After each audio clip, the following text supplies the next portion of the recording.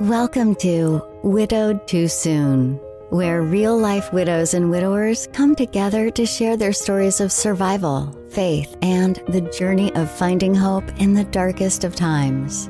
Whether you're newly widowed or have been on this journey for some time, each week we're here to provide you with inspiration, practical advice, and the reassurance that you are not alone.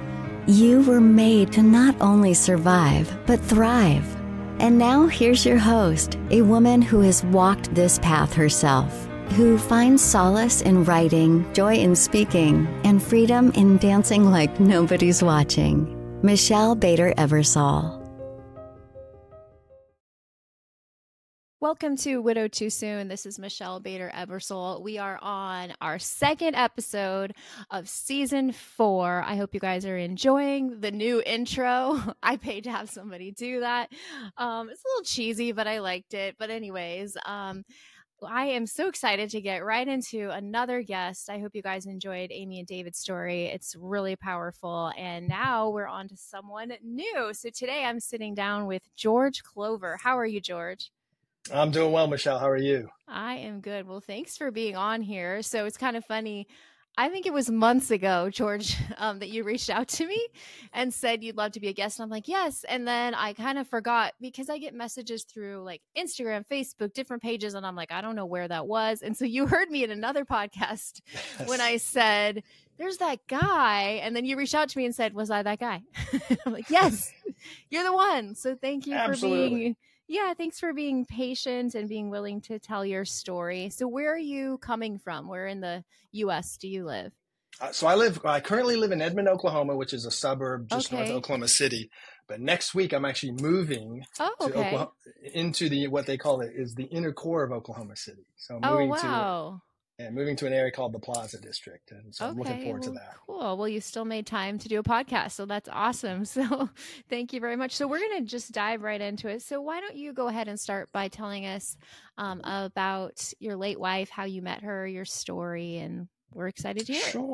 Sure. So Holly and I met, we met in 1993 and in Mali in West Africa. Oh, wow. Yeah. Yeah. How, what were you doing there? What's that about? So I was there with a mining company. So I worked for an Australian natural resource company. And so they had asked me to go to Mali and work at their gold mine for a year. And at the same time, literally within about weeks of each other, we didn't know it until we met. A few weeks after I arrived in Mali, Holly arrived in Mali as a Peace Corps volunteer. Wow. Yeah, so she was a Peace Corps volunteer there, and I had just gotten through a divorce with my high school sweetheart. Mm-hmm. So I met Holly. I would say it was about June or July because I was actually dating another Peace Corps volunteer. I'd met another Peace Corps volunteer and was, I guess you could say, dating. Dating it. And so she introduced me to her friends, and Holly was one of her friends. And it was about a year, almost 10 months after that. Holly and I were just good friends, and she would tell me about like her family, and at the time she had a cousin who was battling breast cancer. And I'll never forget. I mean, it was the moment for me where I knew when I realized, okay, Holly's going to be my soulmate and my life partner. And she had told me about when her cousin had passed away from breast cancer. She had just found out. And she was so worried and concerned about her cousin's 3 daughters, who were fairly young at the time, and was just heartbroken for the 3 girls because they lost their mother at an early age. And I just saw that care and compassion that Holly had for, just for others. I mean, I saw it building up during that time. During the time that she and I were just friends. I mean, we would always just hang out together. I would go to her village that she worked in, and hang out there. And she said I was the only visitor that actually ate everything that the village elders served. Wow. So I think that impressed her. I mean, I could basically eat anything that they put in front of me. And so, I guess we had about 3 or 4 months after that, we got engaged. And so Mm. I proposed to her on the beaches of San Sebastian, Spain. She loved to travel. And that was another thing. Wow. Yeah, another thing that was really, just really intrigued me and was very attractive to me Yeah. is that she had a great sense of travel that she learned early on from her parents. I mean, she spent, I think she was a nanny in France at one point, and then she spent a semester she was an exchange student in Mexico City at one point. And so it was that, it was when we got proposed, we were there, or when we got engaged, we were there until I think it was 1995. We arranged to leave at the same exact time, as fate would have it. And so we both moved to San Francisco and spent about 2 years in San Francisco. I continued to travel. Oh, one of the things when I proposed to Holly, she said, "Listen," she goes, "I'll marry you on 2 conditions." And I thought, "Are you kidding me? We're going to make this conditional? What's this all about?" And she goes, "I know you like to travel. I like to travel. How about we visit 100 countries before all is said and done?" Wow. And so I thought, okay, well, that's a challenge that I like. And I said, "Well, what's the other one?" She goes, "Well," she said, "I've always dreamed of adopting children, and I'd like to adopt a child from every continent." And I said, "Antarctica?" And she goes, "Well, not Antarctica." Wow. And I said, "Listen," I said, "that's fine." I said, "Then if you have conditions, I have one condition too." I said, "I would love to have a biological child because my full name is George Washington Glover VI." Oh, That's wow. That's a story for another day. Okay. But I said I'd love to have a biological child because as the last 5 generations before me, the first child's always a son, and we've named him George Washington Glover. And I said we need to have a seventh. And her response to me, I'll never forget it. She says, "All right, you get one shot." Okay. So she said, "You better make it count." I said, "All right, well." And so we got married in 1996, and almost missed our honeymoon because of an ice storm. And our honeymoon was obviously in a different country. We went to New Zealand, and then in 1997 we moved to Sacramento, where I continued to work for that's the same natural resource company. And then in 1999 they decided to sell all the assets in the U.S. and we moved to Sydney, Australia. Oh, And wow. so we lived in Sydney in 2000, and we got to go to the Olympics. Holly said, "Oh, hey, listen, we're not going to travel anywhere this year. We're just going to blow our entire our travel budget on going to the Olympics." So that was a lot of fun. Awesome. And we did get to go skiing or go snow skiing 2 weeks before the Summer Olympics. Oh, wow. That was because it was in the southern hemisphere. So that was pretty cool. And then then she said, "All right, listen, we're going to plan more travel, in the following year. We're supposed to be in Australia for 2 years." And I convinced our board to move our headquarters to Kuala Lumpur, Malaysia. So we moved up there in 2001, and our son George was born in 2002. You got your George. Oh my gosh, yes. The one shot happened. So George Wait, does Washington. that mean was the one shot like if you had a girl that was your one shot? Like, is that what that means? Okay. Yes, and I think Holly at one point jokes. She goes, "You can't name her Georgina or Georgia." Right. That's so funny. So yeah, George was born in 2002. Then 2003 we moved to Shanghai, China. And looking back, it was interesting when Holly and I first got together, and when I appreciated her sense for adventure. I also realized, hey, listen, this company I'm working with, if I continue to work with them, they'll send me all over the world. And the fact that Holly lived in a mud hut for 2 years, I think she'll go pretty much any place this company will send me. So we were in Shanghai for 3.5 years. And during that time in Shanghai, we adopted our baby girl, Caroline, from China. Aww. Yeah, so we adopted Caroline in 2006. And then in 2007, the company asked me to move to Beijing and run 2 of their businesses there. Wow. So in 2008, we got to go to the Beijing Olympics because we lived there. Oh, that's amazing. Yeah. And then in between, in 2008, we were there till 2009. And then we moved back to California. We moved to the Central Valley. And then I left that company and we moved to Arkansas for 4 years. But in between then, I think we'd at one point, well, we were about in the 40s in terms of countries. We'd gone to countries like Bhutan, and we were in Pakistan 6 weeks before 9/11, which is wild. Whoa, yeah. And so fast forward then 4 years later in 2014, a company here in Oklahoma City asked me, well, a private equity company asked me to move out to Oklahoma City to run a business out here. Okay. So we moved in 2014 and have been here ever since in Oklahoma City.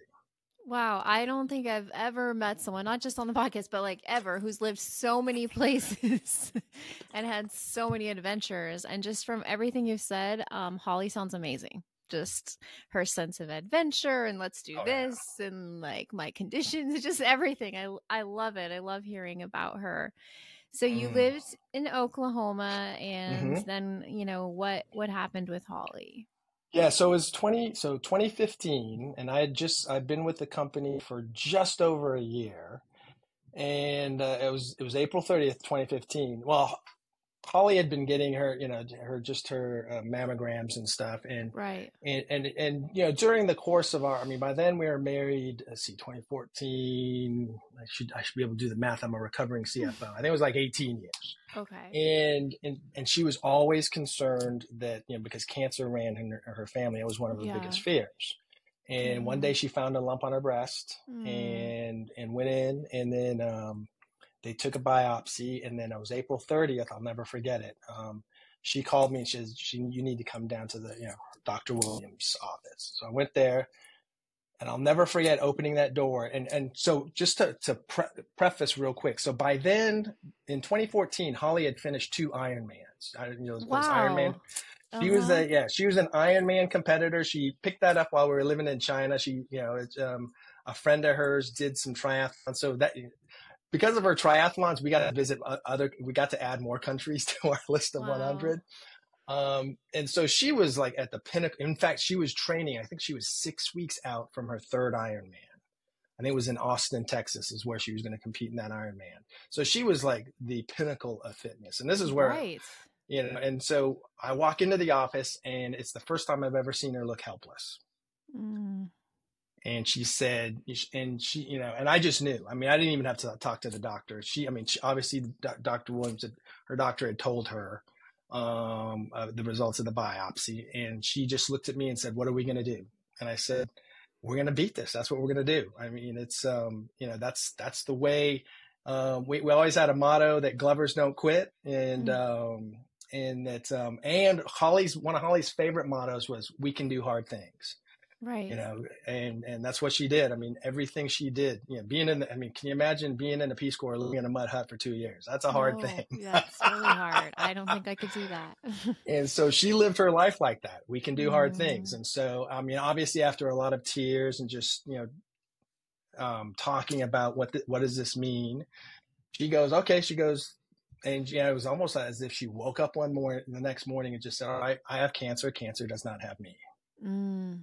And she said, we are going to live a life well lived for however long. She goes, I plan to live my entire life and be old and have grandbabies, and we're going to beat this thing. And so that's the attitude she took. It was interesting. Like the chemo, I think I forget what the actual name for the chemo that she had was, but it was this big old syringe with red chemo in it. Wow. And the nurses called it the Red Devil. She called it the Crimson Angel.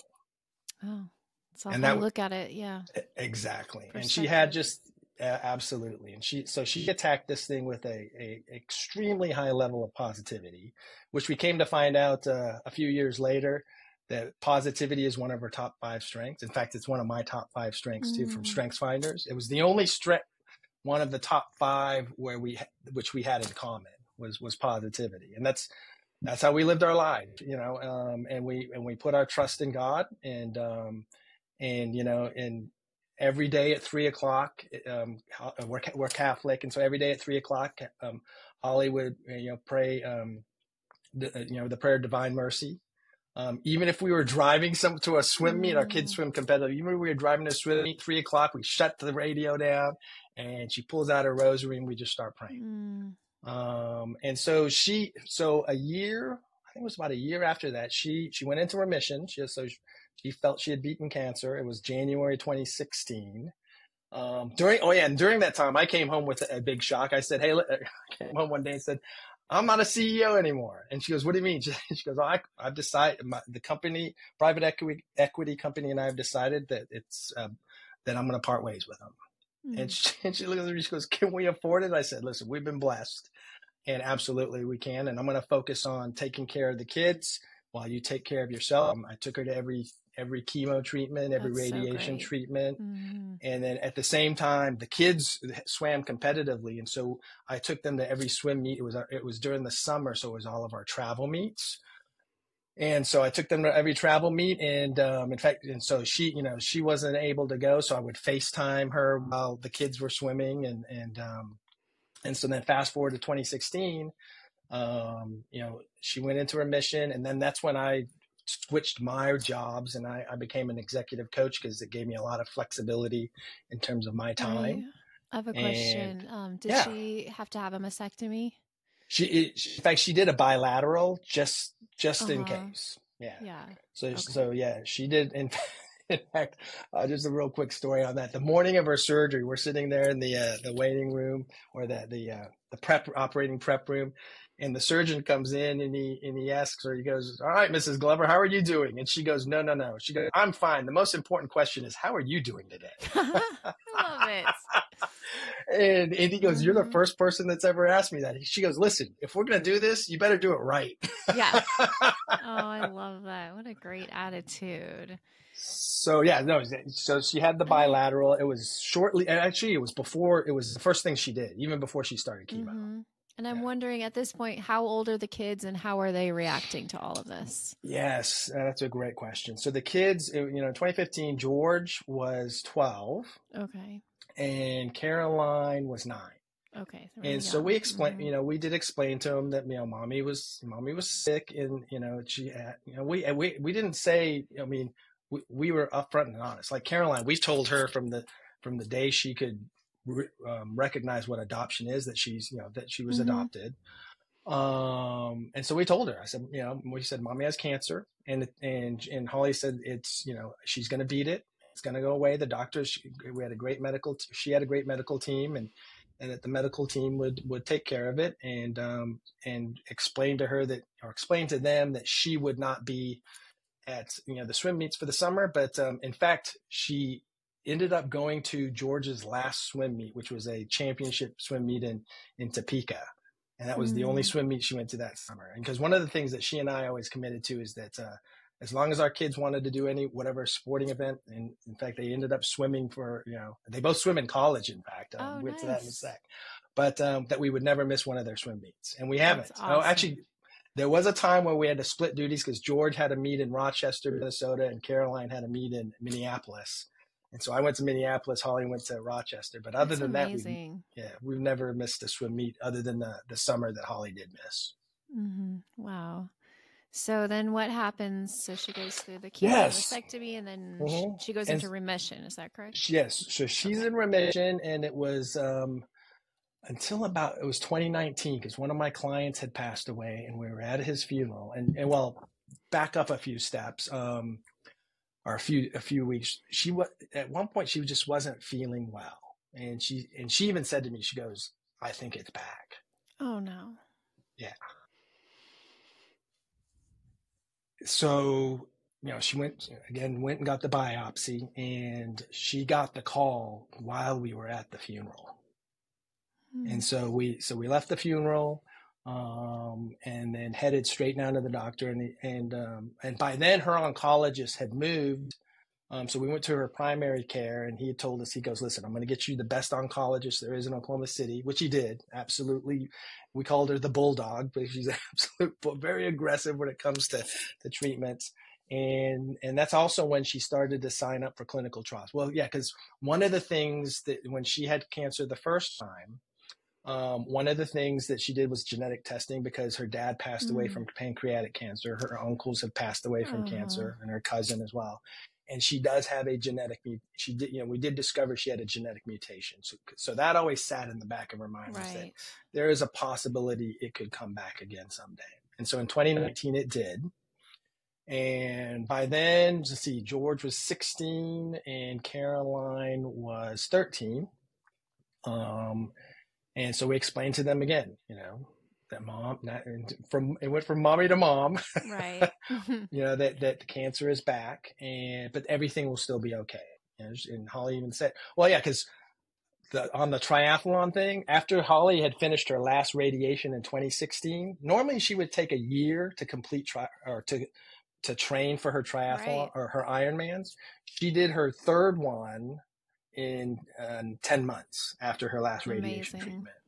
Mm-hmm. And so then, she basically, and in fact, now that I think about it, in 2019, she was training for her fourth when the cancer came back. Oh, wow. And she was literally, it was almost as if it was Groundhog Day, because she was literally weeks away from her fourth Ironman. Wow. And so this was in March of 2019. So then she started an aggressive round of chemo, and because the cancer had spread, because she had the bilateral mastectomy, it wasn't in the breast cancer wasn't in her breast anymore. It was now in her liver. Oh. And so it had metastasized to her liver. And so she did clinical trials based on her genetic mutation.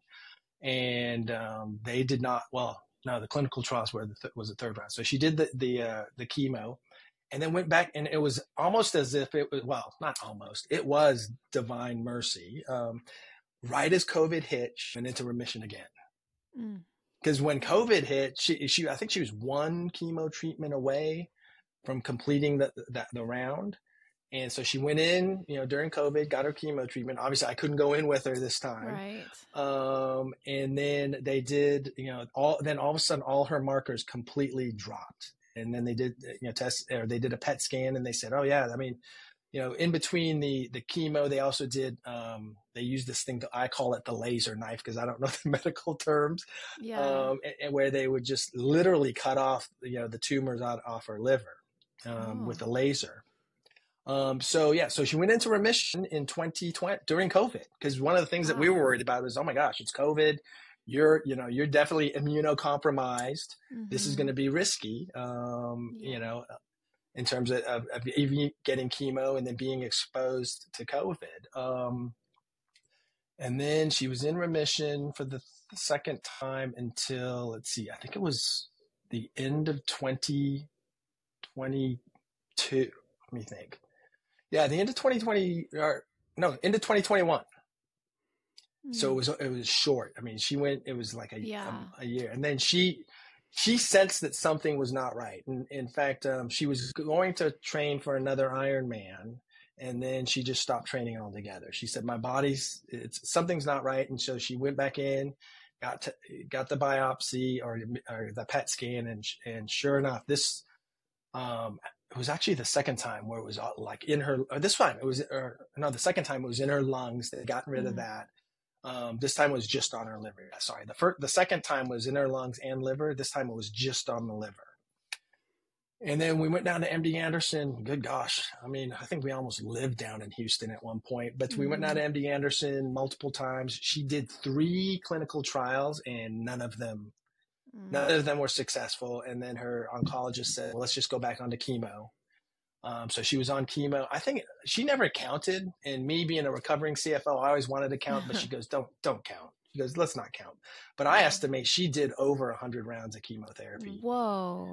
During, And here's the wild thing, Michelle. She never got sick from the chemo. No, that's amazing. She only experienced slight fatigue. Wow. That's rare. She took, as she said, she goes, I take a few more naps than I used to. And she thinks it's because she ate well, she had a great attitude, and also that God blessed her with not having to worry about that, about being sick and focusing on battling the cancer. And so fast forward then, so she's on the chemo until I think it was September of 2023, last year. And it was wild. Her markers would go down and then they would come back up. PET scans would show like that the tumors were decreasing in size. And then I think it was August or late August of last year, they started to increase. Not only did they increase, they started to metastasize all over her liver. And it was, let me think. Actually, it wasn't. It was in October, because in September. I mean, yeah, because a few weeks before she started to take a huge downturn. I mean, we went to the state fair, and she was feeling great when we were walking around. She would go on these crazy power walks where I just could not keep up with her. I mean, wow. She walks fast. Yeah, I called it Holly fast. In fact, I tried to do it this past Father's Day at her pace, and I thought I was going to die. But so she kept up her fitness. But looking back, it was interesting. I think she realized that the end was near, because in September, or in the summer of 2023, she got rid of all of her triathlon equipment. She sold it all and donated it all to charity. Yeah, because during this time, I always called her the Mother Teresa of the Peace Corps. During this time, she was staying active. She was volunteering, helping Afghan refugees settle here in Oklahoma City. Was getting ready to teach Vietnamese women English. Because when she was in China, she took a course on how to be an English instructor for folks whose English is a second language. And so, she drove Afghan refugees around everywhere. They would leave little trinkets in her car and stuff, like little interesting drinks and stuff. So it was September of 2023, actually September 30th. She and I went to a concert at the Jazz Lab here. It was a sibling trio, Girl Named Tom. I guess they had won The Voice or something like that. Oh, okay. But it was beautiful trio. And so we went there, and every time we'd go out on date nights, everything to her was a competition. It's like, all right, who's gonna be the first of the car? Who's gonna be the? And she loved going fast. I mean, it was like one day, because I bought an electric car. I bought a Tesla in early 2023. One day I'm just, the light turned green. We're at an intersection. She looks at me. She goes, "What are you doing?" I said, "What do you mean?" She goes, "Gun it." Funny. She says, "You have a fast car. Go fast." Yeah. So September 30th. So it was the first time, I think, ever that I beat her to the car. And I look back, and she was winded. And she's never, it was a 2-block walk. And she was winded. And I said, "Are you feeling okay?" She goes, "I think I may have eaten something bad for dinner or something. Something's not settling right." Right. And then it was October of 2023. October of last year was her I call it her 4 weeks of suffering. I mean, in 8.5 years, it was literally 4 weeks. So October 1st or October 2nd, I'm working, and she calls me and she goes, "I think I need to go to the doctor." She goes, "Something's not right." And so she goes, and that's when her oncologist found that the tumors had spread throughout her entire liver. And the oncologist, I'll never forget, we're going in there, and because she always told her oncologist, "Don't ever give me probabilities. I don't want this, don't tell me how long I have to live." Right. And we're going in there, and she's looking at me. She goes, do not let her tell me how long I have to live. I said, "Okay." But we went in there, and the oncologist says, she goes, "We have to stop the chemo, because if we give you chemo now, the chemo will kill you." Wow. And there was fluid building up, and I don't know what the technical term for it is. I just call it abdominal fluid. It was building up in her abdomen because the liver was starting to shut down. And so we tried to figure out a way or actually she went in and got a catheter put in so we could drain the fluid from her liver or from her abdomen. And what I learned later on, or 4 weeks later, that, typically when you're draining some fluid, a liter is a lot when you're draining. Yes. And one time we went in to the emergency room, and they drained 4 liters from her abdomen. And every time we would go in the ER or wherever it was, they would always ask her, "What's your level of pain from 1 to 10? And she would say 0. And she goes, I have no pain. She goes, it's just a little discomfort. I'll be fine. Drain the fluid and let's get on. Yeah. And so it got to the point where they put in the catheter and I had to learn how to drain the fluid. And we literally ran out of these 1 liter bottles 1 week. And I actually had a client who's a friend we had a lot of friends who were finding us bottles. We literally had to use a different type of drain and just do a little rigging and to drain the fluid, because I was draining about four liters a day. Wow. At one point during the month of October. And then it was her final week on, I think it was on a Saturday. Yeah, it was a Saturday night. She went to bed and she goes, she said, I just do not, she goes, this is the worst I've ever felt. And because I drained every time I drained the fluid, she'd be fine. She'd, get up, walk around. She'd want to make the kids dinner or Caroline. George was in college by then. And so Sunday night or Sunday morning, she gets up and she goes, this is not good. We need to go to the ER. So we went to the ER. And our son, George, he's at the time, he's a junior at West Point. So he's at the military academy at West Point. And he swims there for the Army West Point swim team. And so his coach and his TAC leader, they were awesome. They flew, I called them at 11 a.m., I think it was, on a Sunday, and by 2:00 they had him on a flight home. And so that night, Sunday night, they transferred her down to St. Anthony's Hospital in downtown Oklahoma City. And again, she goes in and the nurse goes, all right, Mrs. Glover, on a scale of 1 to 10, what's your level of pain? She goes, 0. And the nurse looks at me and she goes, she's got to be in pain. I said, all right, ask her a different question. Ask her about the level of her discomfort. And she goes, okay, on a scale of 1 to 10, what's the level of your discomfort? And she looks at the nurse, she says 4.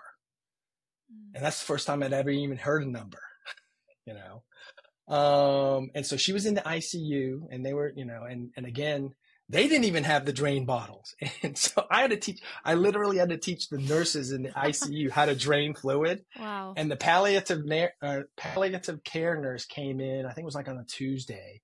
And she asked the other nurses, how much fluid is she draining? And they said, it's about by then it had decreased. It was about 2 liters. And she said, a day? And she goes, yeah. And she goes, 2 liters a day is a lot. I said, hey, listen, I said to the nurse as nicely as I could, I said, in the last week I've drained 60. And she said, that's not humanly possible. I said, she's not human.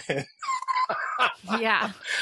And one of the things, Michelle, that I learned during that week is, man, if you share someone's story with caregivers, like, especially healthcare workers, it's amazing the difference in the level of care that someone gets. They're no longer a patient, they're a person.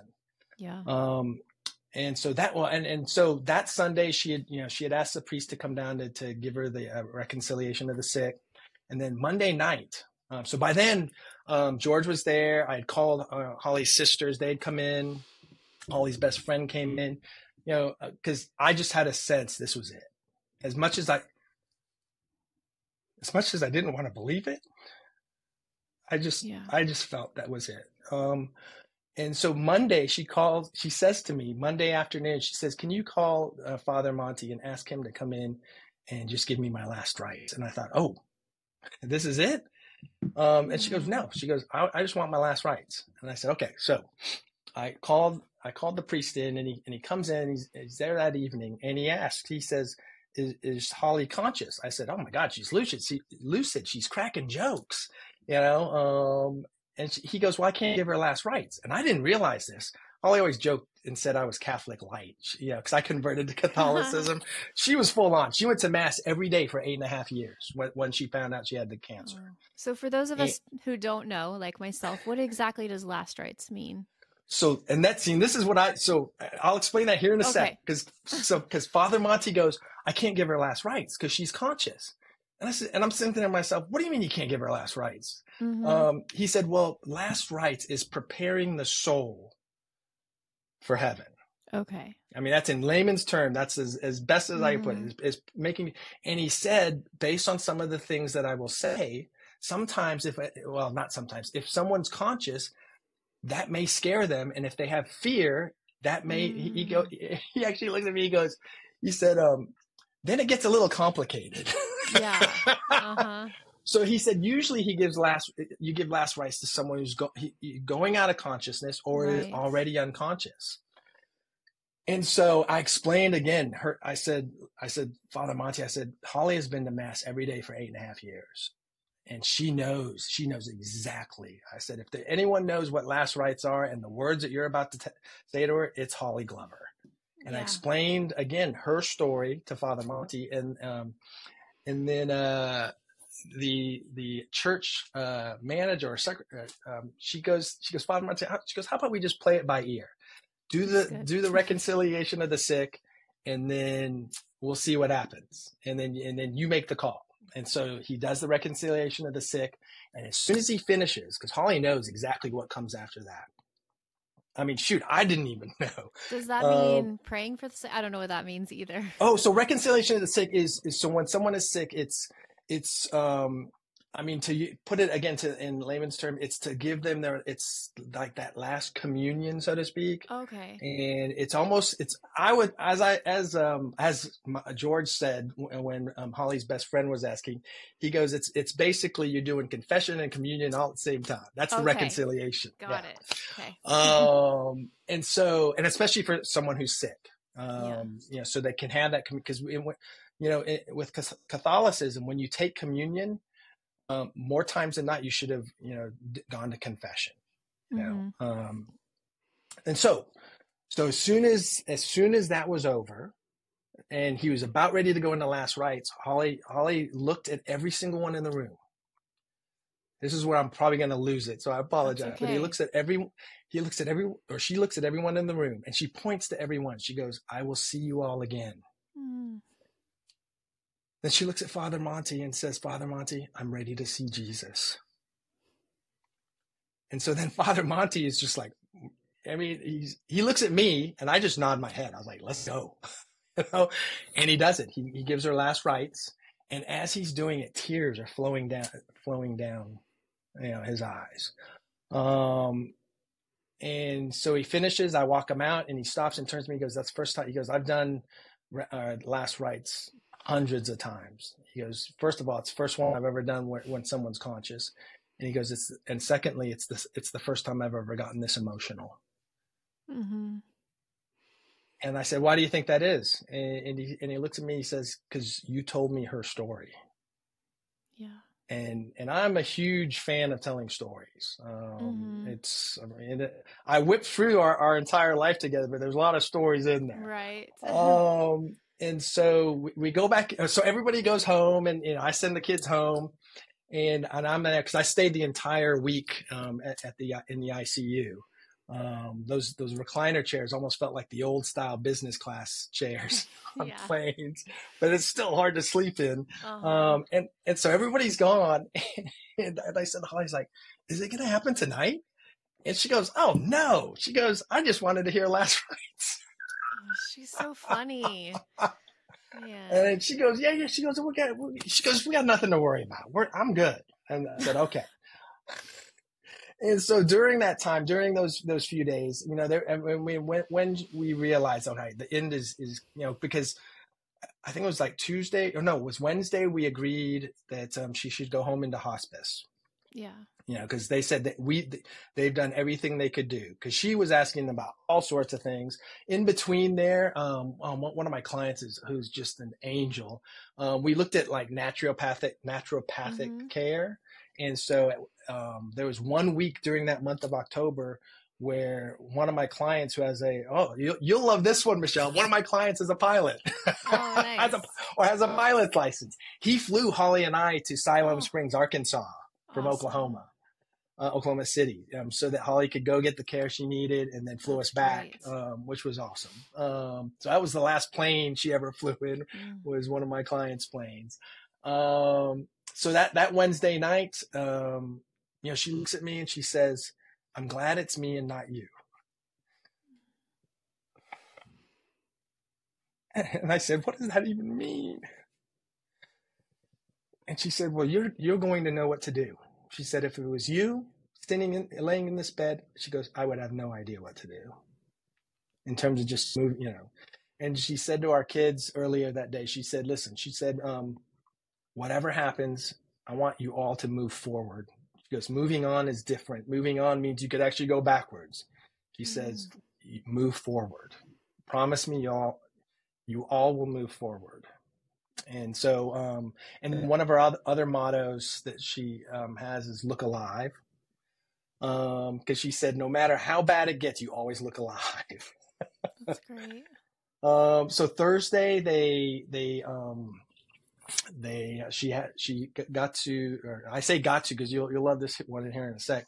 You got to ride in I guess they have a special ambulance to take patients from, you know, to hospice, she went home to hospice.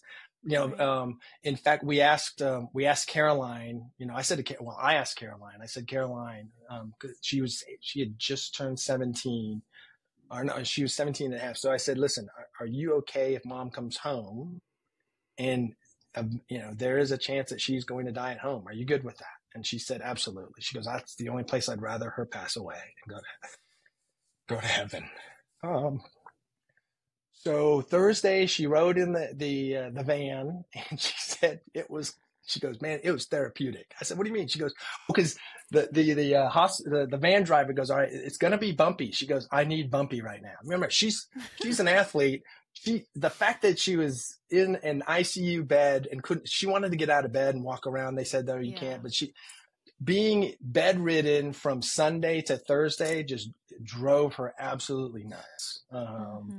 Because she wanted to get out, she wanted to move around. She goes, "How about you sneak me out?" You know. And so the only time she could get up was if she needed to use the restroom. And I think it was Wednesday night where she got up, and up until Wednesday she could get up and go to the restroom by herself. And this time, she just collapsed in my arms, and that's when I knew, you know, that this was going to end. And so she rode in her, she called it the massage van. So she rode in the van, and she said it was the greatest ride she's had in the past week, because her body moved and everything. So she was in hospice Thursday.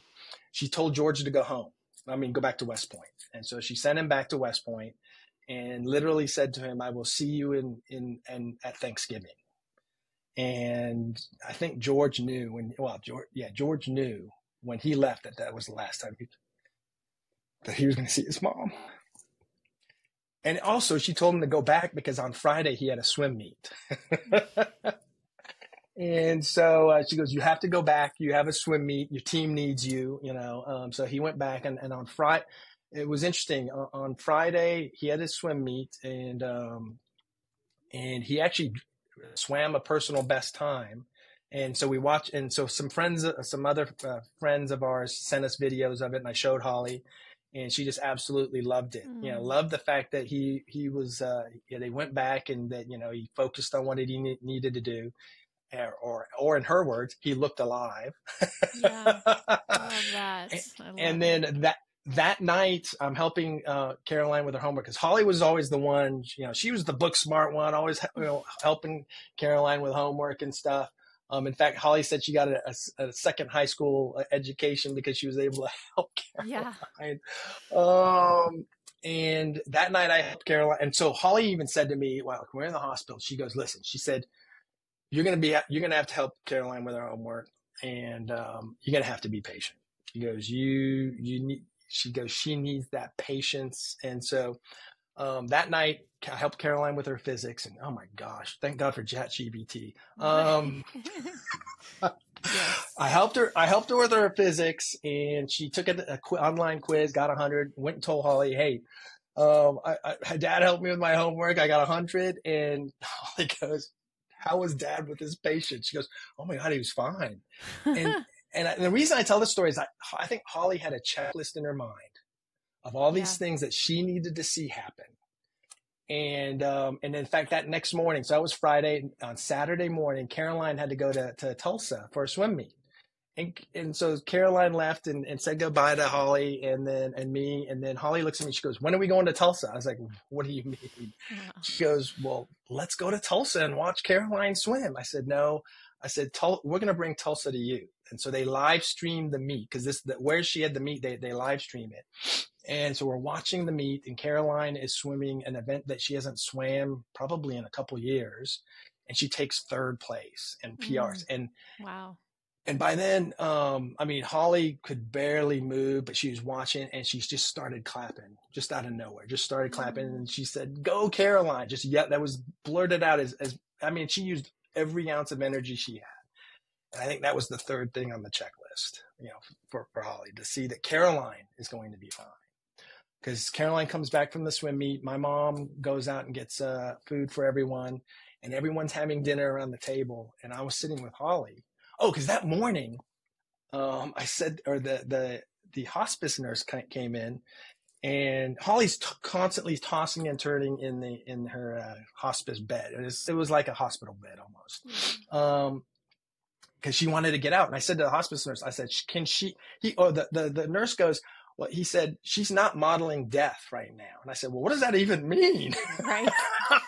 What does that mean, not modeling death? And so then, and he said, if she starts to feel pain and, especially when she moves around, then that's probably modeling death. And I said, well, I said, listen, you got to tell me what pain looks like, because she will not tell me she's in pain. Right.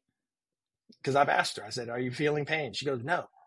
And she will not, I mean, when an Ironman athlete goes 14 hours, they're in pain, but they won't tell you that they're in pain. And he said, well, when she tosses and turns and you can hear her groan, that's pain. And I hadn't heard that yet, all day. In fact, that entire day I was listening for that. And so we're sitting there, everyone's having dinner. I'm sitting there with Holly, and she reaches over and grabs the bed rail and pulls herself to her side, and she starts to groan. Oh, and then the other thing he said, he goes, if her respiratory rate is more than 24 breaths a minute, then that's modeling death as well. And so she pulls to her side and she starts to groan. And I said, Holly, are you in pain? And for the first time in 8.5 years, she said yes. And then I counted her breathing. I said, well, lay back down. And it was like 36 breaths a minute. And so I went to the family, they're all, and this was the last thing on the checklist. The family was having dinner. She could hear them. I gave her a little bit of my mom went and got pho, Vietnamese, because I'm half Vietnamese. So we all are having pho. She had a little pho, and she also, 8.5 years, she stopped drinking, but she loved beer. She's from St. Louis. I mean, how could you not love beer, right? So she drank non-alcoholic beer. So her last meal was pho broth and a Coors NA. In fact, like her friend said, how are we going to, she's not sipping from the straw anymore. How are we going to get her some of the Coors? Oh, I said that. And her friend Melissa goes, oh, I know. She grabbed those little sticks with the sponges on the top and dipped it in the Coors and put it in her mouth.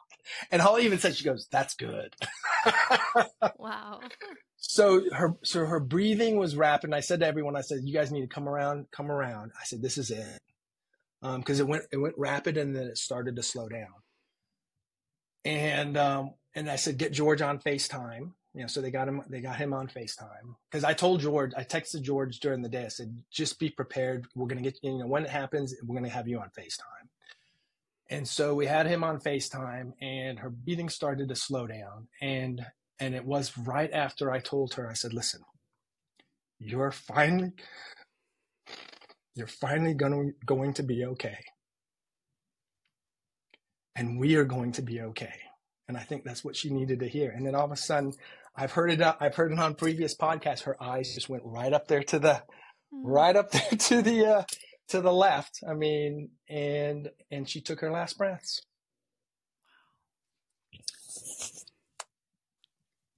Yeah, it's so hard to explain to someone what that's like, but you've done a great job in explaining this, and that is such a hard moment. It's like, that they're doing great, but your own heart is breaking, and especially for your kids, and just all of that is such a difficult thing. And I'm so thankful that you are willing to share, Because if people don't know, you're still a baby widow, as we That's say. true. I think you said about 10 months.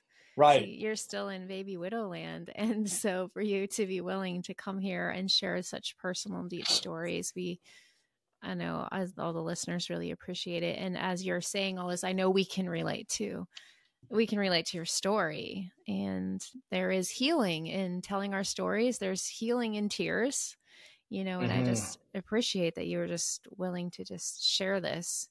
So let's go back to your story a little bit. So she takes her last breath. Was your daughter there?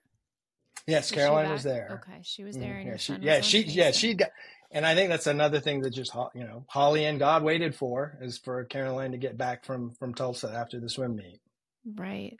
And what was it like? Try to explain, and most of us listening have our own version of what we felt like, but what was it like those first few moments and the first day and that kind of thing? Well, one of the first things I said, and this is while George was on FaceTime. I mean, everyone was on the room, but I addressed George and Caroline, and I said, listen, here's the thing.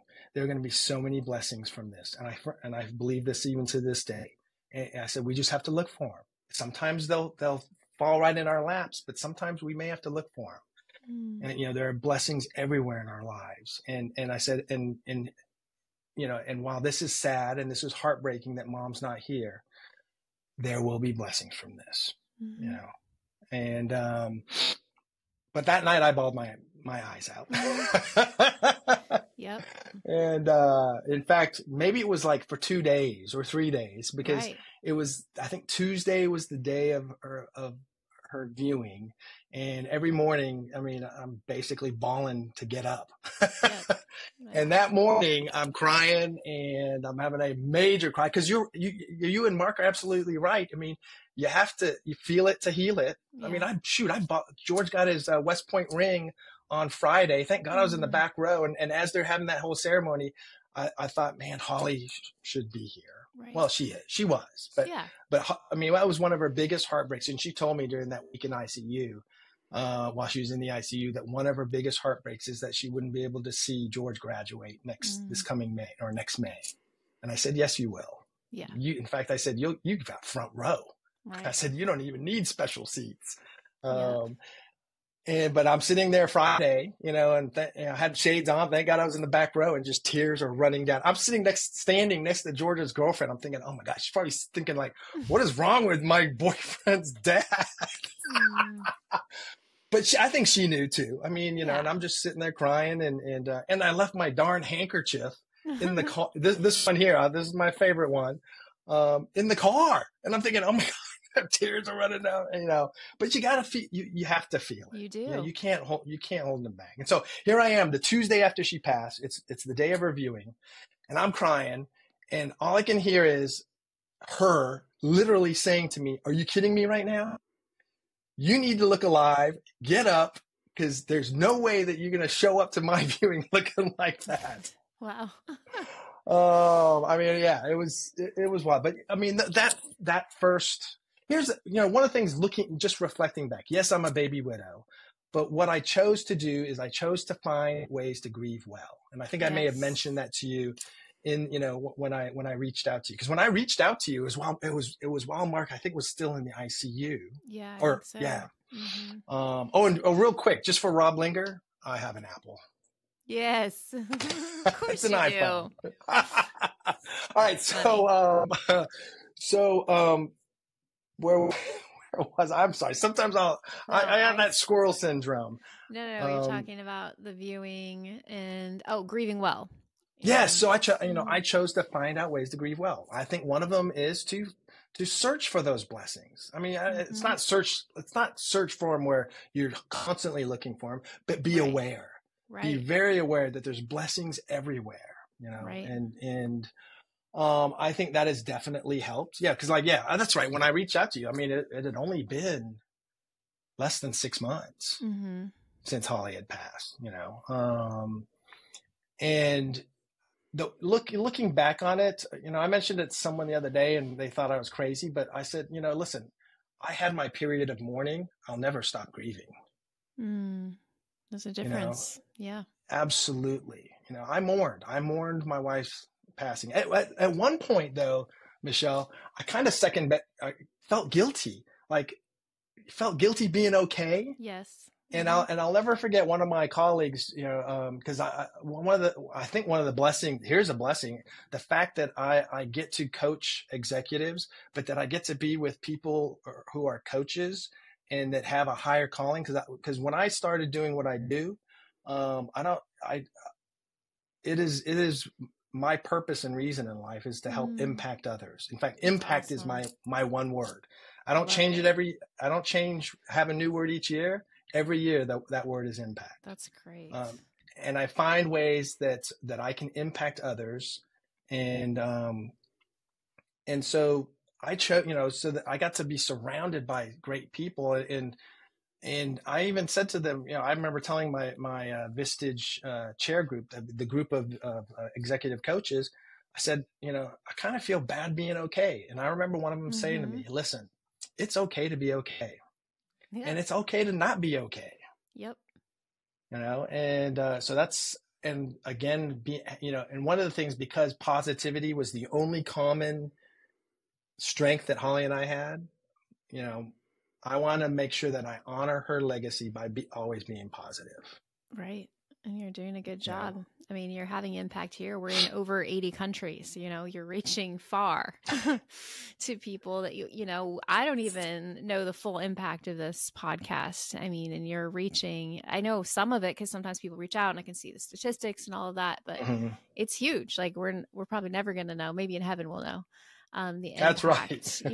And so by you being brave and being here today, and I think it's even harder for men. We have way less men guests, as you know, because men are taught to not have emotions, all the things, and but men go through all the same grief too and have Absolutely. all the feelings. And so for you to be a good example to the widowers that are listening, that's huge, so you're doing a great job today, and her legacy is living on through you. I love some of the things that she said, like look alive, and, just her sayings. And now, that's moving on.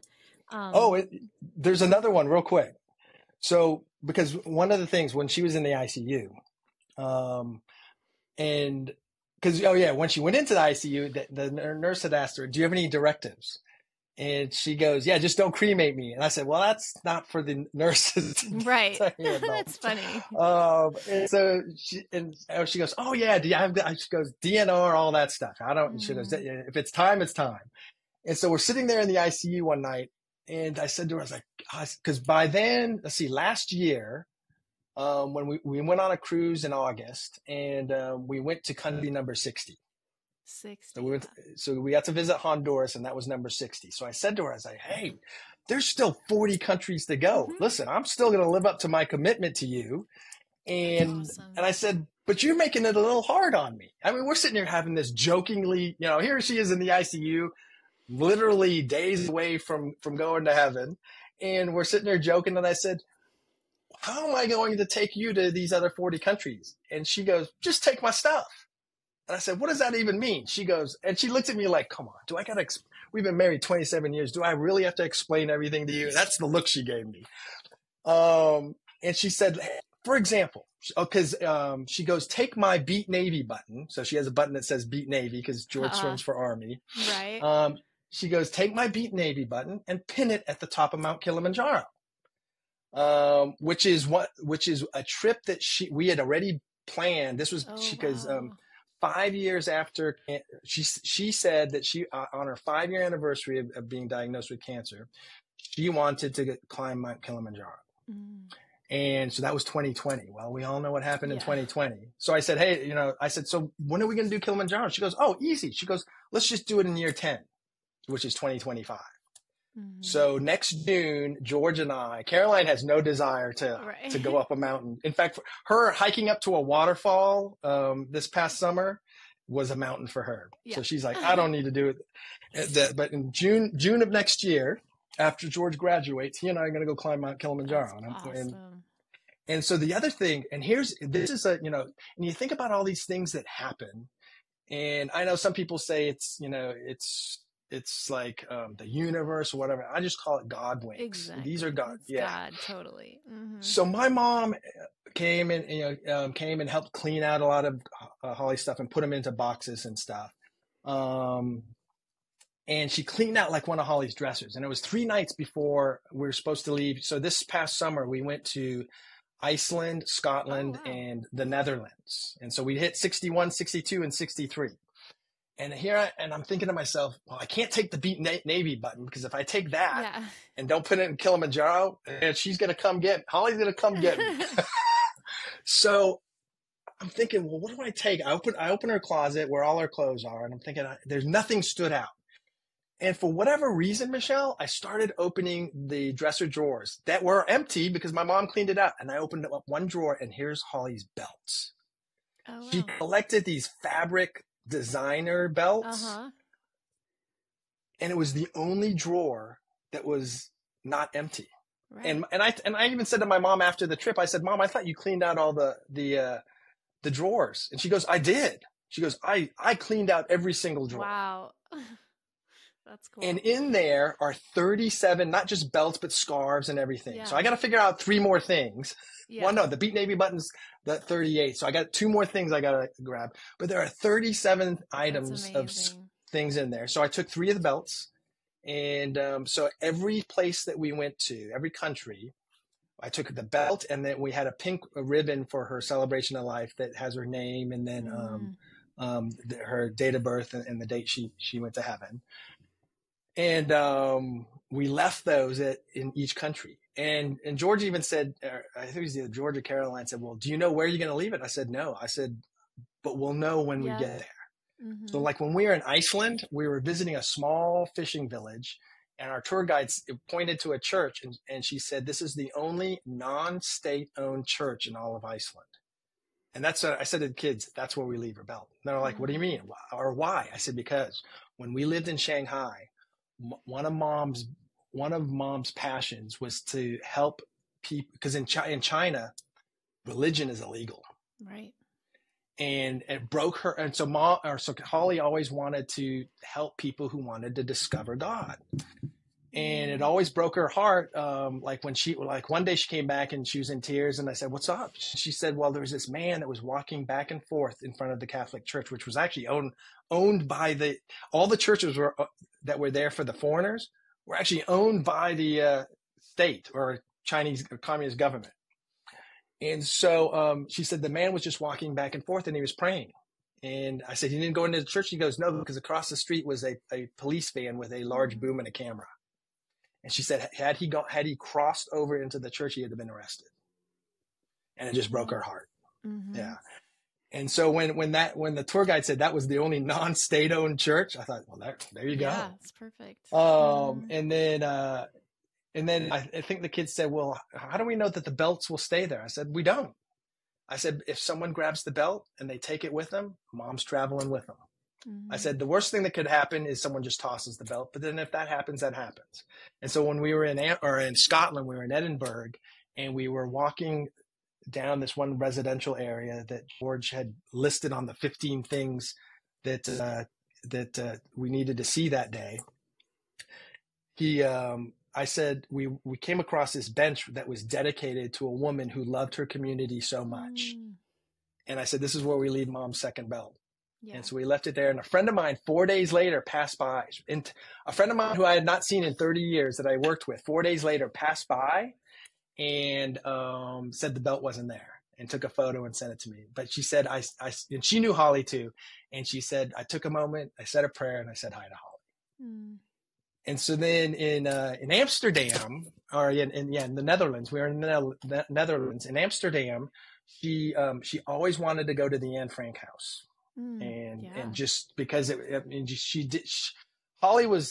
she majored in political science, but history was her passion. She really wanted to understand why the world is the way it is. And the Anne Frank house was one of her bucket list places to go. So we're at the Anne Frank house, and I'm looking around. We're getting ready to go in, and I'm looking around, and because that was the only place where I knew we were going to leave the belt somewhere there. Yeah. And I'm looking around and I spot this bike across, because Amsterdam's just full of bicycles. Okay. And I spot this bike that has flowers on it, and it was a yellow bike with pink flowers on it. I said, let's go check that bike out. And so we go there, and here's this random bike that is just decorated, and there's just all sorts of random stuff on there. And I said, this is where we leave Mom's last belt, country number 63. And so we left it there. And later on that evening, I looked up, because I saw these flower bikes all throughout Amsterdam that day. And I looked it up. I just Googled flower bike Amsterdam, and I found out that there's a man from Florida who lives with his wife in Amsterdam, and he's created these flower bikes because his wife has Alzheimer's, and he leaves the bikes as a way for her to get home. Oh, that's so sweet. Yeah. So, and he's known as the flower bike man. And so I left the bike there, and this was back in early July, two of our friends have passed by the bike and the belt's still there.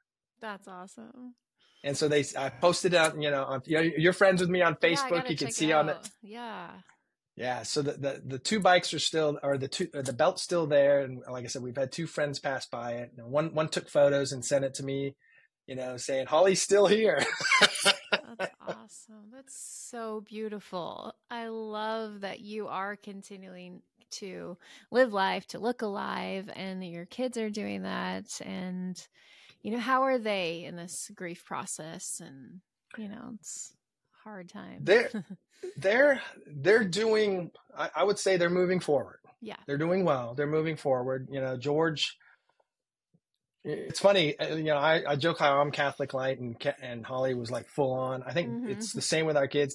Caroline joins me in the Catholic light group, and then George is like full on. I mean, he believes in it. Every day at 3, because Holly would call George or text him every day at 3:00. Oh wow! Pray, the prayer of the divine mercy. And so, and in fact, swim parents have said to me that they're impressed and amazed that before every one of George's swims, they can tell he's praying, because he makes the sign of the cross. And they said they know he doesn't do it just to make the sign of the cross. They know he's praying. Right. And so, and one of the things that Holly said to Caroline, George, and me was, every day at 3:00, just say, Jesus, I trust in you, and continue to say it over and over again. Because that's it, the photo of Jesus with divine mercy. Right below it says, Jesus, I trust in you. And so they move forward. I mean, there's days where it's definitely they grieve. I mean, I remember one day Caroline just literally we're doing our homework, and she just broke down crying. So we just sat in her bed and cried together. That's good. And I think both of them, are honoring their mom, and and living the life that they know that mom would want them to live. Because I mean, one of the things that was for me, that was a big fear of mine, was that Caroline had joked with Holly at one point, "Oh, Mom, if you die, then I'll probably just do drugs and drop out of school." And yesterday was her first day at Oklahoma Christian University. Awesome. She's going to swim for the swim team there. And Caroline and I had dinner. I was down in Dallas yesterday, drove up, had dinner with her. And, I mean, she's only been out of the house for a week, and she's a completely different person. Because I know that your daughter, did she just start school? Yeah, she starts on Wednesday, but we dropped her off a few days ago over the weekend, Friday or Saturday and Sunday. So she's loving it too, and just like loves being around people. And she's already shared her story a few times, that she's lost her dad. She's pretty open with it. And she's loving it. So they can really thrive, I think, in being in an environment where there's people all around. Absolutely. Yeah, George is more open with it than Caroline is, per se, but and that's just their personality. That was even their personality beforehand. Yeah. Well, that's so awesome that they're doing good, and that you give them a safe space to be able to talk about their mom, feel the feelings, talk about it, memories, all of that stuff. I think that's so important for our kids, is that we make it a place like where, because I've heard of some families where they don't mention the dad, or their mom or whoever died. And it's like a thing you don't talk about, which is not healthy. It's way No, more absolutely healthy not. to share stories. And I mean, we still do it, but especially the first year or two, we'd always be like, oh, what do you think daddy would think of this? And then, I'll like just all the time. And oh, remember the time. And we still do that. We share our memories of Luke with Joel and things that he doesn't know. And we make it a safe space to be able to talk about him. And I think that's so, so great that you do that. So what advice would you give to, I know you're a baby widow, but a brand new baby widow, like a newborn widow? What advice would you give to them? Probably the same advice that Holly gave to our ancestors, to move forward. I mean, even if it's a little baby step, just to move forward every day, and really, and search for those blessings. They're there. They're absolutely there. There's so many blessings to be had. And one of the things, the other advice I'd give, and this is something that someone said to me when Holly was first diagnosed with cancer, and you just mentioned in terms of being around people, but let people give blessings to you. Yes. Because early on it was like, oh no, no need to give us meals. We got this covered. No, right. But when you do that, and I remember someone saying it was one of Georgia's swim coaches said this to me, like when Holly was first diagnosed, when you do that, and this was his exact words, he goes, you rob someone of the opportunity to give you a blessing. And I thought, ooh, rob's a harsh word, but you deny someone. I like to say you deny. Yeah, that's good. No, that's really good. And be specific, when people are like, let me know if I can do anything for you. Like, that's not a great thing to say, because sometimes you don't know. But if you are able to tell them specifically, okay, could you go do this exact errand for me or something, let people help you. That's really good. Oh, advice. Yeah. I mean, that was because, like right the week or two after Holly had passed, I reached out to one of our friends. I was a swim mom. And I said, I need you to help me coordinate all the rides and stuff for the kids and for family that's coming in and stuff like that. And so she was like the dispatcher, the central dispatcher. She would reach out to other moms and get, make sure that my mom was picked up from the airport, or if my mom needed to go grocery shopping. I think I got to the point where everybody wanted to be with my mom going grocery shopping, because she could tell them what Vietnamese foods to buy. Yeah, that's good. That's good. So were there any specific songs or verses that have helped you through this time of being widowed? Oh, yeah. The first song was, the first Bible, or Holly's favorite Bible verse, was Psalm 23. In fact, on her casket, Psalm 23 is on there. I mean, in fact, when I went into the funeral home, and Holly's sister, who was just amazing, her older sister was amazing, because she helped organize like all, she basically said, here's who you need to see. I've already called all 3 funeral homes, and you just need to pick one and stuff like that. And so I went in there, and there it was, Psalm 23. Michelle, I lost it. I mean, right there. I mean, when I saw that, because that was her favorite. In fact, that night we went to the Girl Named Tom concert. They sang 23. They call it, it's just called 23, which they sing Psalm 23. Is beautiful. Awesome. Absolutely beautiful. And so that one definitely is, but one of my favorites is 2 Corinthians 9, 8 through 10. And it says, and God is able to bless you abundantly, so that in all things at all times, having all that you need, you'll abound in every good work. That's so good. I love that. Yeah. And then my favorite one, because this is how I lead. This is how I lead myself, how I lead my family, is 1 Corinthians 16:14. It's do everything in love. Everything I do is in love. Such a short, powerful verse. Like if Absolutely. we could all memorize that and put that into practice, the world would be a better place for sure. Much. And then other songs. Blessings by Laura Story. I love that one. Yeah.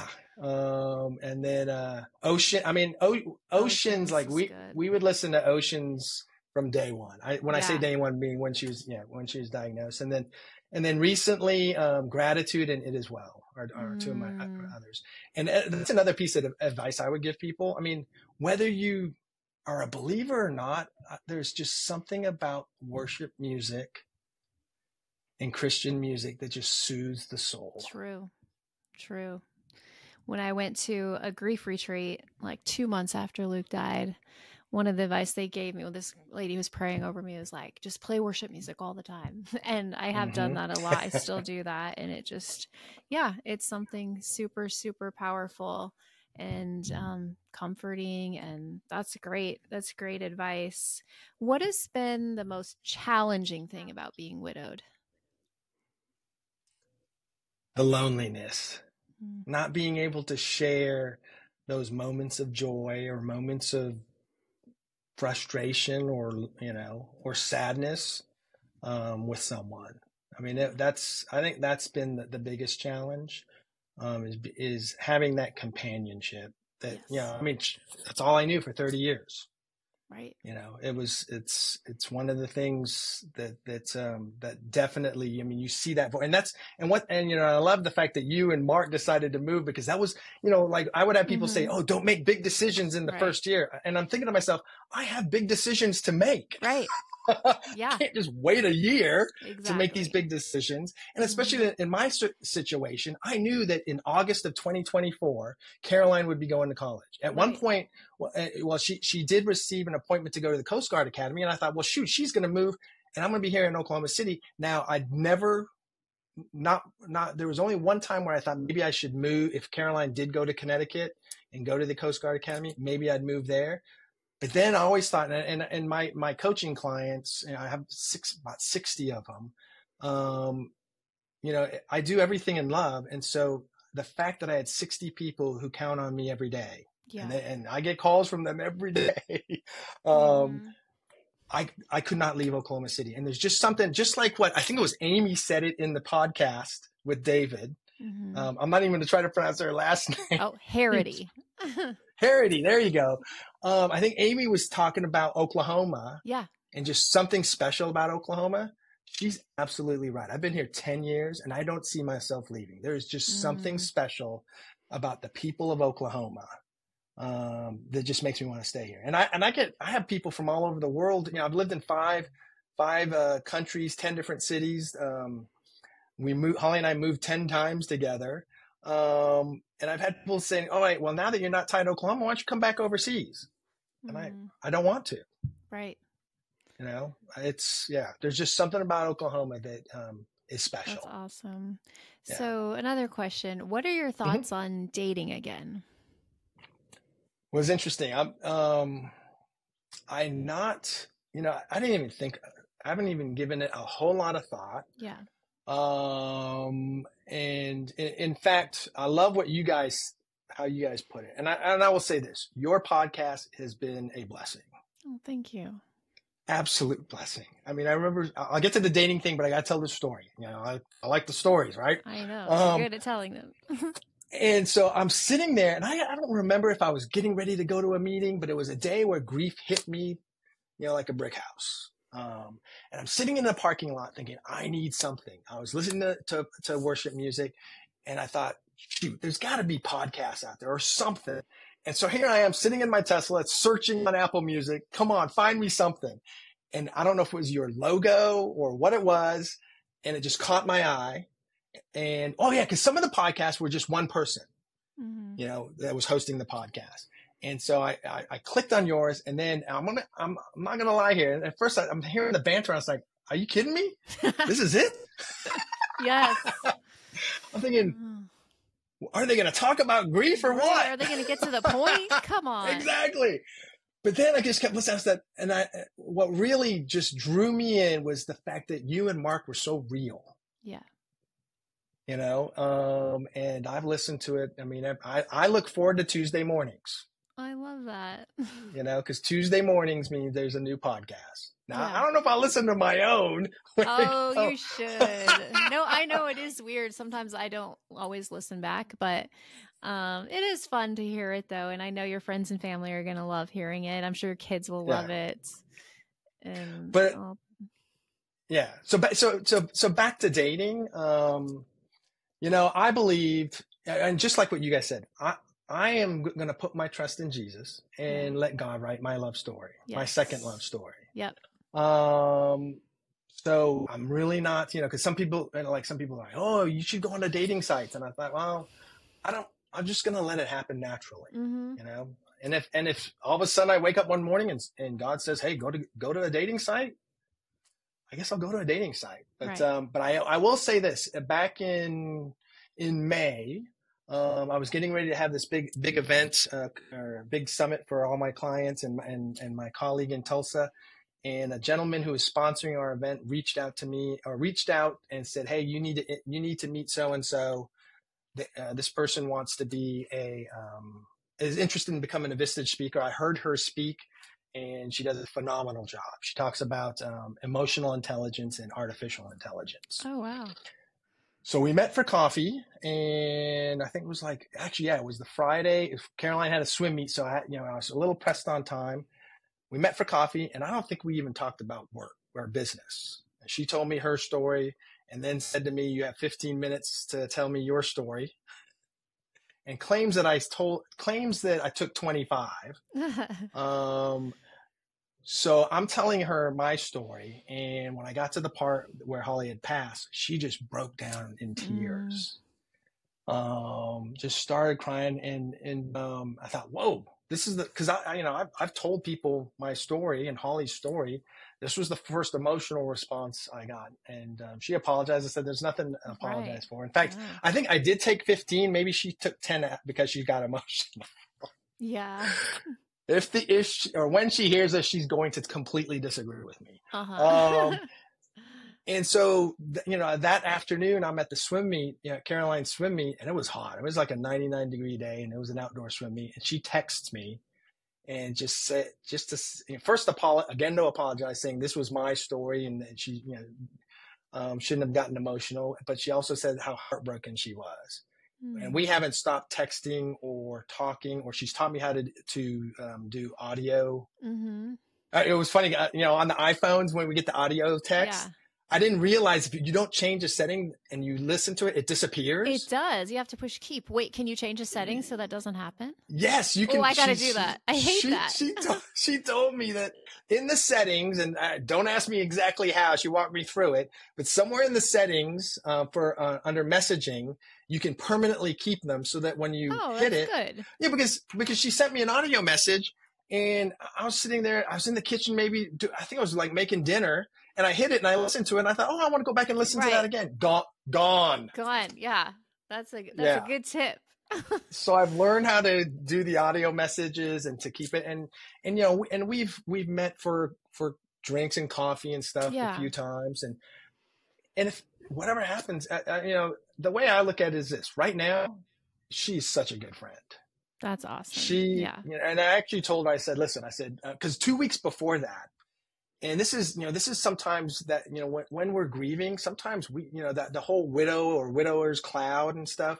Yeah. But also the thing, sometimes when we're grieving, we may occupy ourselves with just so many things that we're just moving at a frantic pace. And one of my colleagues, 2 weeks before I met her, this person, one of my colleagues said, "You're moving way," and she's a widower. She's a widow. Yeah, I know what you mean. And she's been widowed for, I forget. It's a little over 10 years now. She goes, "You're moving way too fast. And if you don't slow down," I know, but she goes, "You're going to crash."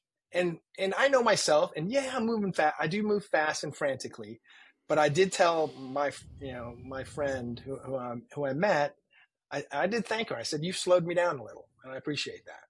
And being able to share those moments, she was supposed to go to New York with me this past weekend, but she had work commitments, so she couldn't go. And being able to just share George's ring and share with her that it was the first time that I'd been back to West Point without Holly. Yeah, I'm sure that was hard. And it didn't even hit me because there were just so many things that, the whole ring ceremony, it didn't even hit me until Saturday night. When George and his girlfriend went out with the swim team and I was back at the Airbnb by myself. And you have, when you're by yourself, you have a lot of time to think and reflect. And that's when it hit me. And I texted my friend and just let her know that. And she, she's very, that's one thing too, super supportive. She loves the fact that she mentioned the other day, just the fact that she can see Holly's smile and George's smile. Oh, I love it. Yeah. So that was pretty cool. So who knows? I mean, like I said, that's a great place to be, to have a great friend that you can share everything with. So that's awesome. Well, I really appreciate you being here today. This is a very fascinating, you have a fascinating life.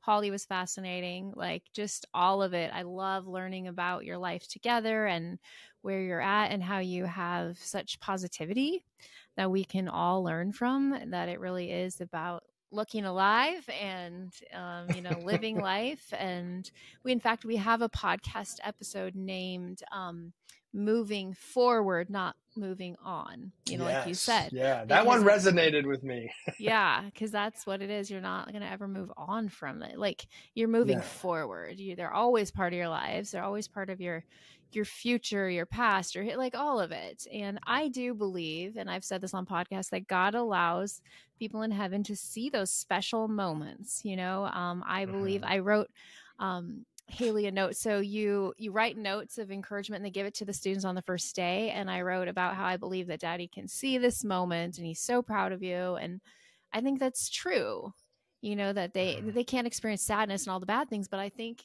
it's like these sunglasses that are put on them where they can only see, it filters out the bad. They can only see the good and they can see these special moments. I believe he was there, when we were dropping off the kids, and Holly was there and you're, dropping off your daughter, and just all of those things, that they can see those moments. And even, and I go to the grave and talk to Luke, even though, I know he's in heaven. I'm not trying to contact the dead. I like to be clear because people have gotten confused on our episodes. Like, people have asked, like, I thought that was bad to contact the dead. I'm like, I'm not contacting. I'm, talking to him. I know he's in heaven. And as Mark always says, he says that he, with his kids, he said, they pray and ask God to pass these words on to mommy. And I think that's a thing. I think that God can, like, why can't he? Like, he can tell them what we're saying. Anyways, I go, and that's part of what I do. And I just was telling Luke the other day all about, because it was our anniversary the other day. And happy anniversary. Thank you. Anniversary. Would be anniversary, I guess is what we call it. Would be. That's 20, right. Would 20, be. Would be 21 years. We made it 17. Would be 21. But just telling him, just how proud that he would be of Haley. And just one other side note, because I never talk about myself anymore on these, but this is something that hit me big, and we're talking about grief. It was, and I might do a whole episode just about this, but and I tried to write about it, but it's not fully, I didn't fully get the point across. Like, after I had, I was listening to this song that will totally make you cry if you listen to it. We saw it on America's Got Talent, and I just bawled. And it's something about, you're saying goodbye. Like, I hold your hand until it goes cold. Like, it's very sad. And I was listening to this on repeat and crying and crying. And then I just started walking around the cemetery and reading names and dates, and the weight of everyone's grief just came over me. And I was like, this is so sad. Like, this is so sad. And then I heard again, I did a podcast earlier about this. This world is not our home. This world is not our home, and that's a Bible verse that this is that's why there's so, and I just felt for every one of these names, there's hundreds of people who care about them and who are grieving. And this is so big, grief is so big. But then I was just brought back to this world is not our home. And, and it kind of, for me, was even clearer, because when Mark's not on the podcast, I wasn't sure if I was going to do it anymore, but I felt like it was a more clear vision that no, there's so many people that need your help. Absolutely. So many people. Absolutely. Look at all these graves and look at, I've done this twice when I've been at the grave and somebody else comes, and then when they leave, I look at their grave and I'm like, oh, they're a widow. I need to try to get in touch with them. I don't talk to them while they're at the grave. Everyone needs their own time. But I've done it twice. I haven't found them yet, where I'll go take a picture of the grave and be like, let me see if I can find them on Facebook and find the widow, invite them to my widow stuff and be like, not to be creepy, but you were next to me. Yeah. I was so focused the last time that I saw that there were people there, and they were at two graves, and they were right behind me, and I didn't even know it until later. And it was a young guy. And I'm like, and it said that he's a husband. So I'm like, I need to try to find his wife. I haven't looked that one up yet, and invite her to the widow stuff. But anyways, I don't know where I'm going with all this, but just that there's a lot of, go ahead. Yeah, no, I was gonna say. I mean, because I was just thinking of like something you were talking about earlier. You know, one of the things I told my kids, and then also advice for widows too. Widows and I guess I We think you just guys say have said widows, and it widows. means Yeah, everybody. exactly. And one of the things I've said to the kids is, first of all, I was like, just be grateful for everything that we have. Be grateful for the fact that we got to live mom's lifetime with her. Yeah. You know, while I always wanted, I always had dreams of living my lifetime with Holly. Yeah. I got to live her lifetime. Yeah, that's a good way to look at it. And then the second thing I said is focus on the things you can control. There are so many things around us that we have no control over. And as I would always joke with Holly about, and she'd always give me grief about it, I said, I would always say, so you're telling me you're going to let that live rent free in your head? She hated when I said that. She hated when I said that. But it's things that are, so that's one of the things that I've always focused on is whatever I can control. That's what I'm going to focus on. There are things out of my control, to the point where, like, when you were talking about the notes that you gave to Haley, that's right. That's your daughter's day, right? Yes. Haley. Right. Good. Yeah. It's Haley. Yeah. For college. I gave this to Caroline, when she went to college a week and a half ago. And I did not write this. I got this from a runner friend of mine who is a believer. And so, and he says here, learn to control your controllables. And he lists 9 things. And he says, your disposition. You get to decide the qualities that define you. That is your superpower. Your effort. No one else gets credit or blame for your effort, and thus your successes or failures. And number 3 is your thoughts. Only you till that garden. Only you plant those seeds. Be careful what you decide to grow. So good. With regards to your words, wield this power carefully, for words can never be unheard. And then number 5 is your response. Between stimulus and response, there's always time. Use it to avoid a knee-jerk response. Number 6 is your direction. Forward or backward, you decide where you are headed. Number 7, your limits. You know when you've put up with enough. Have the courage to say so. Number 8, your worth. Something intrinsic cannot be altered by extrinsic factors. And then finally, number 9, your vision. There is light and goodness and beauty to be seen, especially within. But you must remove your blinders. So good. And I'll post that on the Widow Too Soon community. That's beautiful. I love it. It's true. And we can't control a lot of things, but we can control those things. Like, none of us can control our spouses dying, but we can control what we do with our life now, and I always say that, like, if you're still here, there's a reason. There's a reason you're still here. And so, we weren't made to just like, oh, our spouses died, so now, and I see this in some groups, like, I'm just waiting for heaven. That's it. But it's like, we have time. We're here. Like, let's impact, like your word, impact as many people's lives as we can. If we had to go through this, let's help other people. Let's give them our advice. Let's share our stories and let them see that there is hope. There is hope in Jesus. And he's the one that's healing our hearts and helping us to get to this place where we can survive life. So anyways, thank you so, so much. I'm going to go ahead and close it in prayer, if that's okay. Yes, and thank you so much for the opportunity. Oh, yeah. I appreciate that. It's been awesome. God, we just thank you for George and his openness to share his story. I just pray blessings over him and his kids, and that you just continue to show them the positive and show them all the good things that you have given them and will continue to give them. And I pray for all our listeners today that wherever they're at in their widow journey, that they will feel the peace that passes all understanding, that will just cover them today, whatever they're doing, whether they're driving or running or walking or cleaning the house or just listening. I just pray that you give that to them today. And we just thank you for technology and the opportunity to be in countries all over the world. And we just thank you for all this. Amen. So if you like this podcast, okay, it's a new season. I'm still going to say it.